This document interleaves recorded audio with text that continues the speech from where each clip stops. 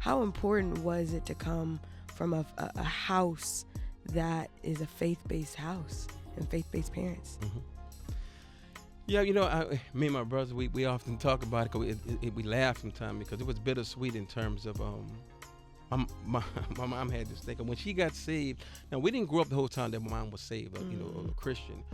We had some very humble beginnings, some challenges that she had. So, but when she got saved, everything around about it, because she's known for being very gun-ho about, just about Jesus love you. That was her phrase. Anybody that know her know that she can see in the middle of Walmart, in the middle of, the grocery store, she's going to yell out Jesus, because she became, just that person, because she was knowing where God brought her from.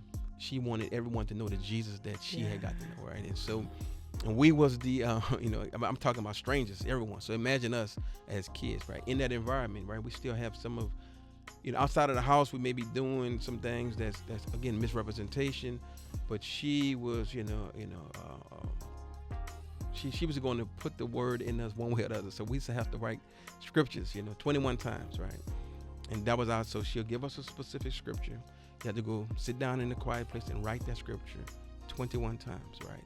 And whenever you're ready to come to her, you could come to her and say, I'm ready to quote it. Without your paper, you got to say, like Philippians 4:13, I can do all things through Jesus Christ who strengthens me. You have to be ready to quote where you found it at and quote the scripture. Now, if you say you're ready and you go to her and you do it and you mess it up, go back and you got to write it 21 more times. Oof. So you better make sure you're ready, right? So as a kid, of course, that was stump, and I don't say stump your feet, because, she wasn't a passive parent like that.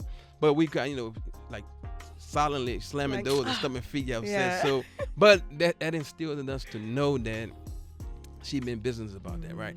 Now, just because we wrote the scriptures didn't mean that we was implementing them in our lives, right? So we became, obviously the foundation was to know the word and know how, important it was to not just, one thing she would always say to us as kids, not to have a form of godliness, right? But to really have that relationship with God, to really, not just religion, right? That's one of the things she used to say. So I use the word bittersweet because writing those scriptures down, me and my brothers will, not just my brothers, but anyone in the family that was remotely close, they was assigned that same task to write. Neighbors, anyone around.